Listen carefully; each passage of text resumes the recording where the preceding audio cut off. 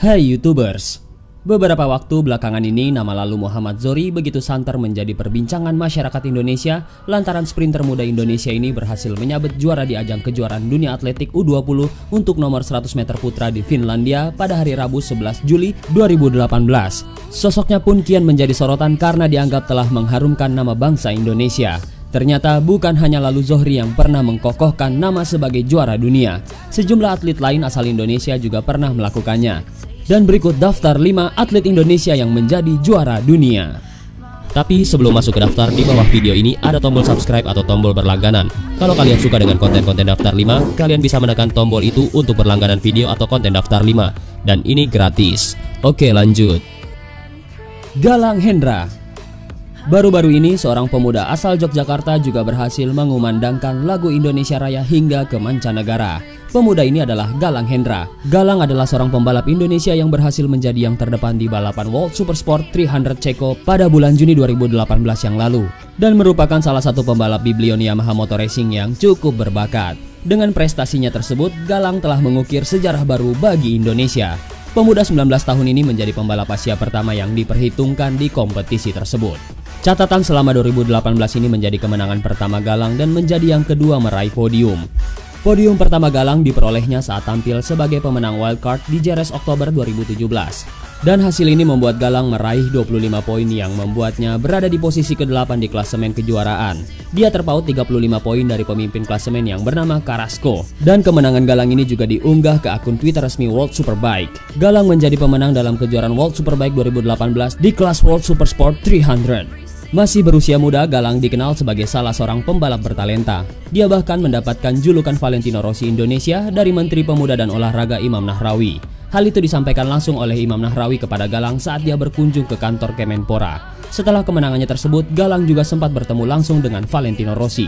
Rossi pun tidak lupa mengucapkan selamat kepada Galang dan menyampaikan harapan pada pembalap yang pernah mengikuti pelatihan di Motorrange VR46 di Misano, Italia itu. Aries Susanti Rahayu. Aries adalah atlet panjat tebing putri Indonesia. Kemenangan Aries didapatkan setelah Aries berhasil mengalahkan Elena Timofeva yang berasal dari Rusia dengan waktu 7,51 detik. Dan membuat Aries Susanti Rahayu menjadi atlet Indonesia yang mencatat prestasi pada kejuaraan dunia panjat tebing di Chongqing, Tiongkok. Pada kompetisi yang berakhir Minggu 6 Juni tahun 2018 ini, atlet Indonesia ini meraup masing-masing medali emas, perak, dan perunggu dalam nomor speed. Aries Susanti Rahayu merebut medali emas setelah menggulung Elena Timofeva asal Rusia dengan catatan waktu 7,51 detik berbanding 9,01 detik. Video aksinya memanjat tebing saat berhadapan dengan atlet Rusia di final seketika menjadi viral dan gadis ini pun mendapat julukan Spider Woman. Dari 14 atlet Indonesia di kejuaraan dunia panjat tebing, 9 diantaranya masuk final. Menteri Pemuda dan Olahraga Imam Nahrawi menilai prestasi ini bisa menjadi modal bagus untuk Asian Games 2018 tahun ini. Gregoria Mariska Tunjung. Melalui pertandingan sengit, tegang, dan melelahkan selama 1 jam 3 menit, Gregoria Mariska Tunjung meraih gelar juara tunggal putri kejuaraan dunia junior bulu tangkis tahun 2017. Andalan Indonesia ini mengalahkan Han Yue dari Tiongkok dengan skor 21-13, 13-21, dan 24-22 di Gor Amongrogo, Yogyakarta pada Minggu 22 Oktober 2017 yang lalu. Laga Gregoria melawan Yue merupakan yang kedua di ajang kejuaraan dunia junior 2017 karena sebelumnya keduanya bertemu di nomor beregu. Saat itu Gregoria menang 2 game langsung, yaitu 21-17 dan 21-17. Gregoria sempat bercerita ketika dia menghadapi Yue, manajer tim junior Indonesia yang juga mantan ratu bulu tangkis dunia Susi Susanti memberinya motivasi. Susi bilang jangan sia-siakan kesempatan karena kesempatan itu tidak datang 2 kali. Dan perkataan manajernya itulah yang membuatnya berjuang mati-matian melawan Han Yue. Terlebih lagi, ajang ini merupakan turnamen junior terakhir Gregoria. Selanjutnya dia akan bermain di kelas senior. Linswell.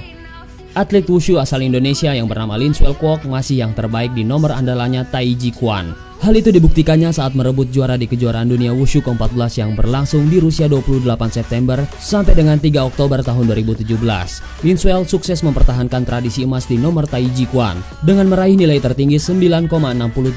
Sementara medali perak diraih pewushu asal Vietnam yang bernama Tran Thi Can dengan nilai 9,64. Dan medali perunggu diraih oleh Saito Shiho dari Jepang dengan nilai 9,62. Menurut Linswell, pencapaiannya di kejuaraan dunia ini tidak terlepas dari dukungan jajaran pengurus besar Wushu Indonesia yang di bawah pimpinan Ketua Umum Airlangga Hartanto. Atas kesuksesan ini, Linswell sukses mempertahankan tradisi emas di kejuaraan dunia sebelumnya. Linswell berhasil mempertahankan gelar juara dunia, dan inilah yang ketiga kali Linswell meraih juara dunia setelah tahun 2013 dan 2015 yang lalu. Chris John. Siapa yang gak kenal dengan nama Chris John?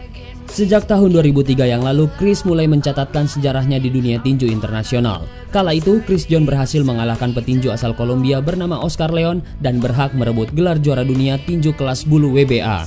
Dan setelah 10 tahun mempertahankan gelar tersebut, Chris John akhirnya takluk. Tepatnya pada 6 Desember tahun 2013, petinju yang dijuluki The Dragon tersebut terpaksa menyerah di ronde ke-6 dan dinyatakan kalah TKO. Meskipun akhirnya gelar juara terlepas, namun inilah olahraga. Ada saatnya menang dan ada saatnya kalah, ungkap Chris John. Di kesempatan yang sama pun, Chris John bercerita soal perjalanan karirnya di dunia tinju. Dia masih sangat ingat pengalaman pertamanya bertinju dengan almarhum Alfarizi pada tahun 1999 yang silam. Kemudian Chris John yang sudah mengukuhkan statusnya sebagai juara dunia kelas bulu mendapatkan tantangan dari petinju asal Jepang yang bernama Osamu Sato. Untungnya Chris John berhasil menang meskipun harus berlaga di negara sang lawan. Chris John juga merasa bangga saat mengalahkan petinju unggulan Amerika Serikat yang bernama Derek Gainer pada tahun 2005 yang lalu. Kala itu Chris John baru bernaung di bawah kepelatihan Harris Jim asal Australia. Chris yang awalnya tidak diunggulkan menang akhirnya sukses menjawab keraguan publik, dan dia pun kembali mempertahankan gelar juara dunia kelas bulu. Well, ternyata cukup banyak anak muda di Indonesia yang mampu mengharumkan nama bangsa dengan prestasinya ini. Salut untuk pemuda-pemudi Indonesia.